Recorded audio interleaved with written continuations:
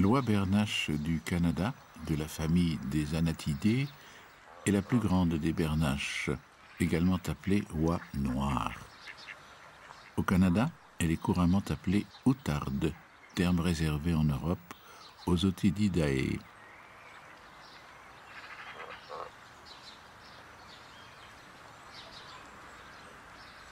Il s'agit bien là d'une oie européenne et non d'une Branta hutchinsii, terme réservé à sa cousine l'américaine bernache de Hutchins.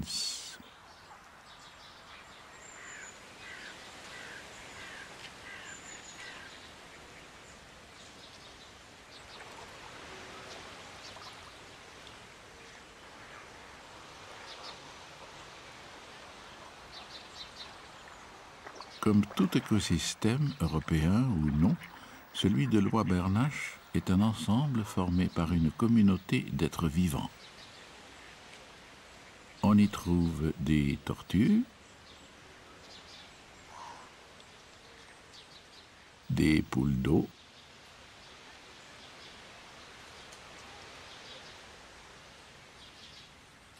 des rats des villes ou rats des champs, des colverts, des poneys,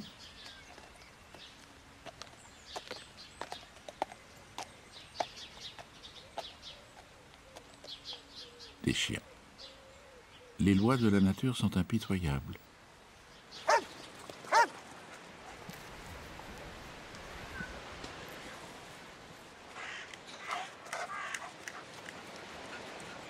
Mais le vrai maître et possesseur de la nature, c'est l'homme.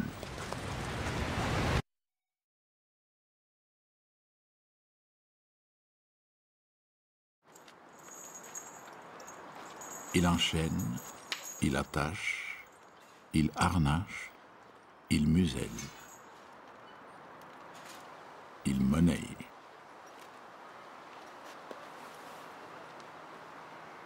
Les lois de la monnaie fiduciaire, basées sur la confiance, sont impitoyables. C'est en leur nom que l'homme loue un poney, 2,50 € les 5 minutes.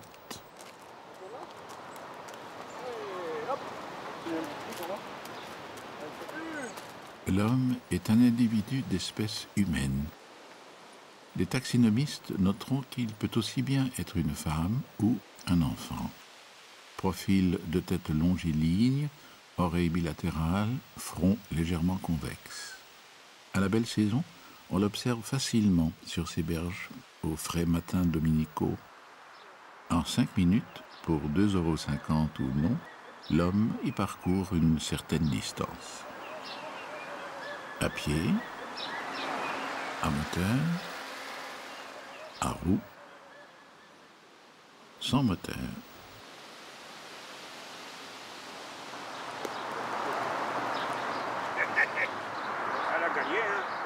Ainsi, l'homme se divertit avec des boules en acier, un ballon en cuir,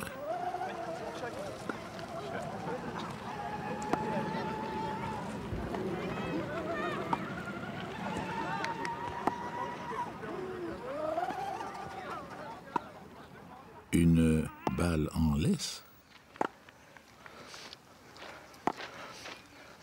Le problème de l'élastique n'est pas résolu.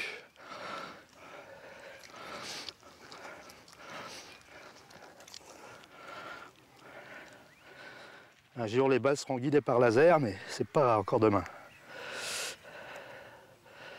Il y a l'élastique en latex qui est formidable, qui est mieux que celui-là, mais au soleil, il se crame.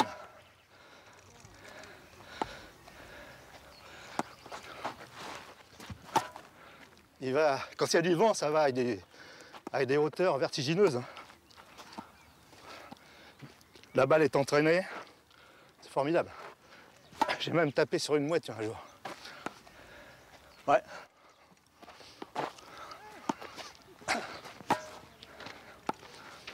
Et elles servent à quoi en fait ces balles de tennis? C'est pour les donner aux chiens qui viennent m'attaquer. Alors je lance une balle et je suis tranquille pour un petit moment.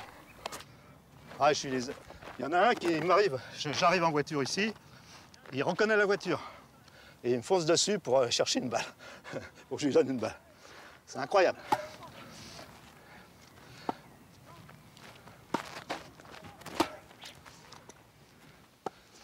Là, il y a aussi quelquefois des chiens assez dangereux, qui n'ont pas de muselière et qui foncent. Et comme cette balle met 3 à 4 jours pour la fabriquer, j'y tiens. Non, j'aimerais bien jouer au tennis. Mais le problème, il faut trouver des partenaires. Comme j'ai des copains qui se lèvent à 2 h de l'après-midi.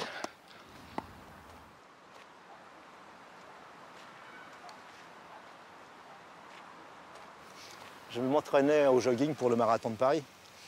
Et puis j'ai participé à 2-3 marathons. Et puis là, j'ai vu que je vieillissais à grande vitesse, parce que j'ai 70 ans là, cette année. Donc ça faisait mal partout, hein, les chevilles, les genoux. Bon, mon médecin m'a dit arrêtez tout. Arrêtez ça, le jogging, c'est pas bon. Voilà, donc j'ai trouvé quelque chose dont l'effort est beaucoup plus bref. C'est moins fatigant pour les articulations. Voilà.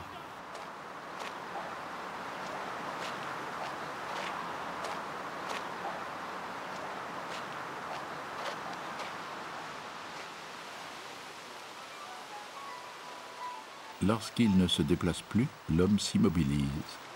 Après l'effort, il tente à se réconforter en meute familiale ou amicale. Le pain est un aliment de base dans de nombreuses sociétés humaines. Il est fabriqué à partir de farine, de levure ou de levain, de sel et d'eau. Lorsqu'il est vieux et dur et sec, il est dit perdu ou donné en pâture aux volatiles d'Île-de-France. Le nourrissage rend l'oie bernache anthropophile et pavlovienne. Par son fait, l'oie, pour sa survie, apprend à ne plus compter que sur l'homme. Comme la zoophilie, cette anthropophilie malvenue est punie par la loi, qui prévoit qu'un forfait monétaire peut rembourser le préjudice subi par l'oie bernache.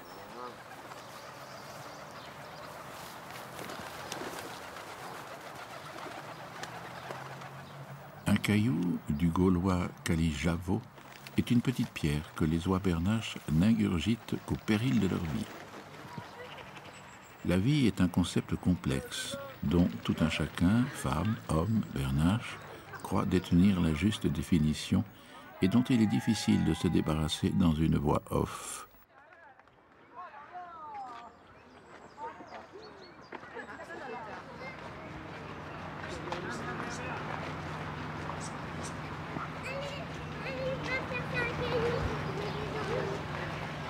Attends, j'en cherche un. Il y en a là, il y en a là. On va trouver un caillou. On va faire un caillou.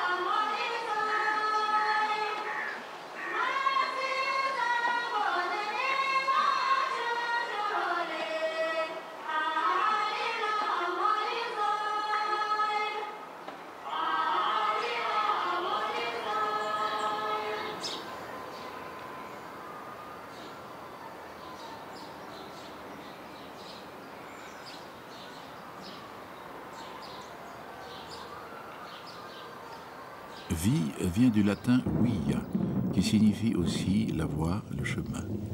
Les chemins font le tour du lac artificiel et guident l'homme dans des limites fixées par sa loi.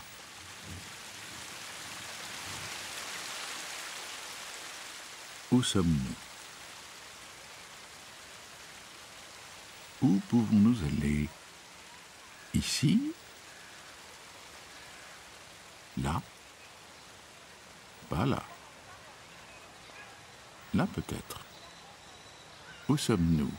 Jungle amazonienne? Chalet suisse? Rocher inca? Temple tibétain? Village basque? Grèce antique? Où sommes-nous?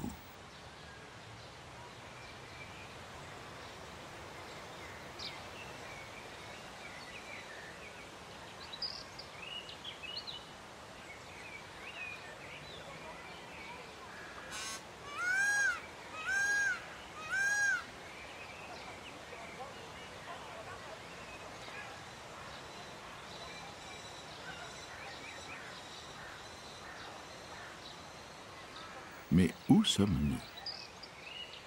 Au mini-golf, dans des cases? Au zoo de Vincennes, dans des cages?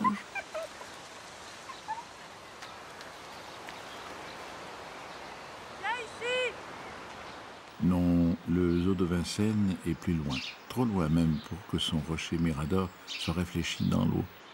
Si le rocher apparaît dans le champ, c'est soit à l'horizon, soit parce que je triche.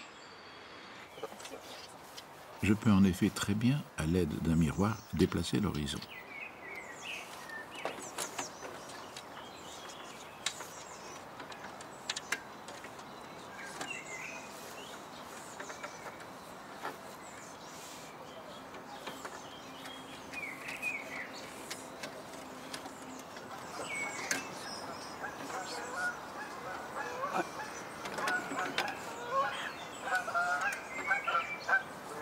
Ou bien par des effets numériques inventer des reflets qui n'existent pas.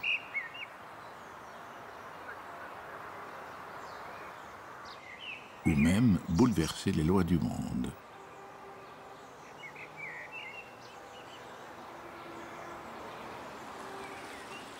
Les lois du monde sont en principe les mêmes pour tous. Ainsi, les droits universels de l'homme affirment que l'horizon, l'arrière-plan et le hors-champ sont un ailleurs auquel l'homme a toutes les raisons d'aspirer. La liberté de circulation est, sur le papier, acquise à l'homme.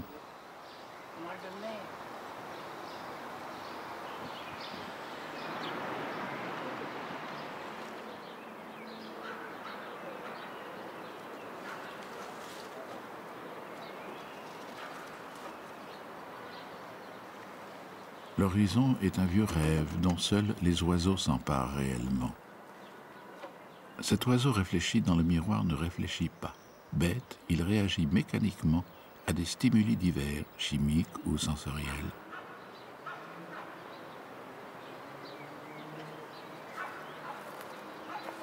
L'image de l'homme réfléchie dans le miroir ne réfléchit pas davantage. Bête, elle réagit mécaniquement à des stimuli lumineux. La lumière est une radiation électromagnétique qui peut produire une sensation visuelle. Elle donne à l'homme la possibilité de voir le monde et d'en reproduire l'image dans des cadres.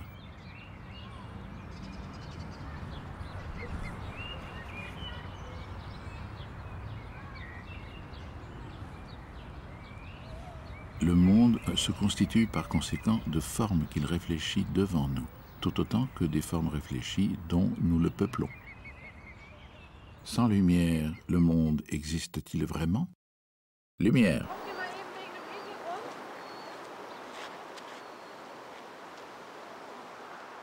En place. Moteur. Action.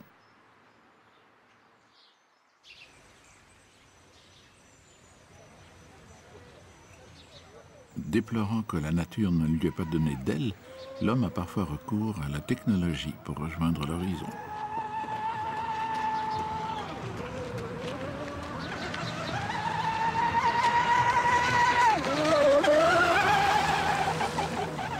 Comme disait l'autre, c'est comme les coups de marteau sur la tête, hein. Ça fait du bien quand ça s'arrête. Ah ouais, moi j'essaye de temps en temps. Ah, ça fait du bien. Tiens, là on va venir, regarde un peu. Waouh! Oh, ce bord que tu tires. C'est bien ça. Faute de mieux, les antennes de l'homme lui servent de passe-partout. Elles lui permettent de dépasser ses propres limites et d'explorer le monde tout en restant immobile. Non, c'est sur le câble. Ah oui, sur quelle chaîne? Ciné-cinéma. Ciné-cinéma, je regarderai alors. Je sais même pas si je l'aime, enfin je regarderai. J'en ai au moins 60. Oui, j'en regarde jamais qu'une dizaine. Hein,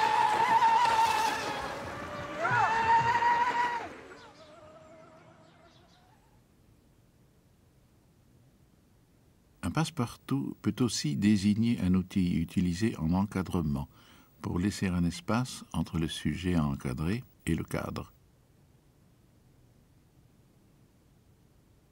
Le cadre peut contenir des clichés passe-partout tels que des cartes postales.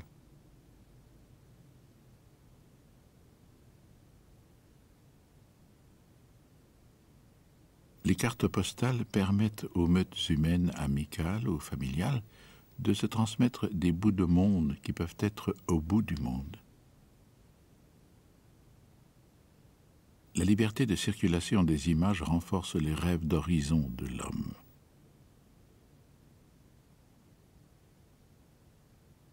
Mais la liberté de circulation de l'homme pour rejoindre un horizon est autrement limitative. Ainsi qu'en témoignèrent, souvenez-vous, certains panneaux tout à l'heure.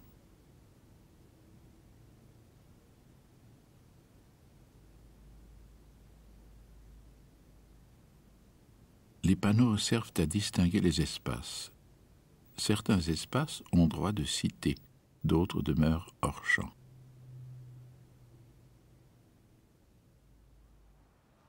Le lac Daumesnil, où se déroule ce film, est un lac artificiel du 12e arrondissement de Paris. Il est aussi bien sécable en différentes parties que lui-même partie d'un ensemble plus grand. Il appartient par exemple à l'ensemble dit Bois de Vincennes. Son accès y est laissé libre à l'homme qui peut y pratiquer son jogging dominical. L'ensemble Bois de Vincennes compte également en son sein, à quelques kilomètres à vol d'oiseau, le centre de rétention administrative de Vincennes, espace privé d'images hors champ où l'homme, faute de papier d'identité, est privé de sa liberté de circulation.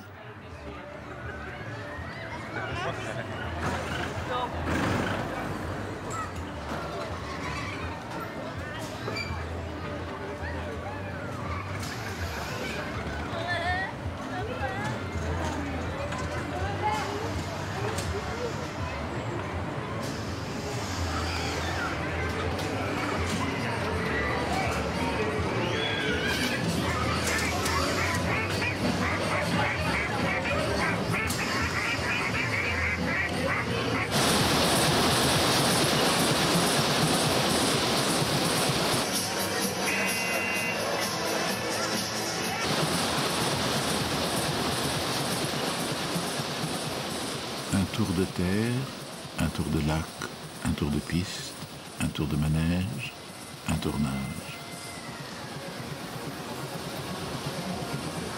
Le monde est aussi bien passe-temps, passe-passe, passe-partout, passerelle, passeport ou passe-merveille.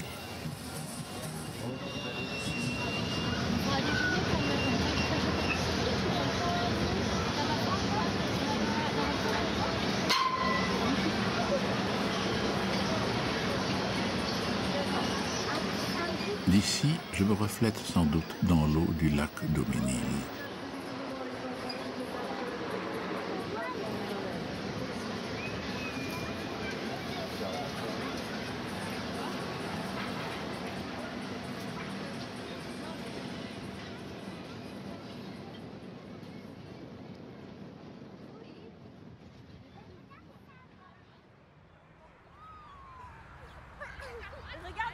Regarde-nous, regarde au bas. Regarde comment t'es beau. Ah oui. À cheval sur mon visage. Yann, Crotte, crotte. je vais t'envoyer le ballon. Attention, je prends. Vas-y, Juliette, attrape-le. Vite.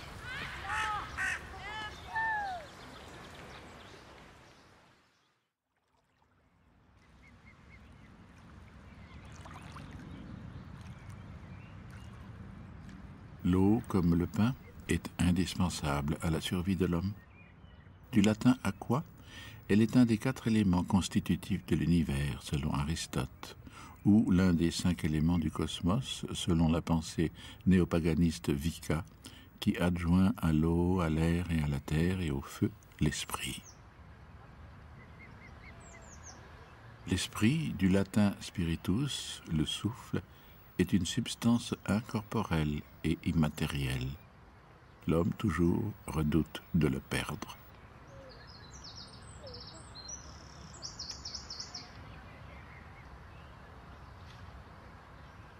L'esprit est synonyme de conscience, d'âme, de pensée, de raison, d'entendement, de finesse.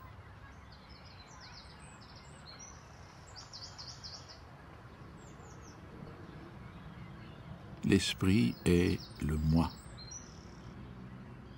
Je dis ce que je vois. Sans voix, le monde n'existe plus. Si je me tais, tout disparaît.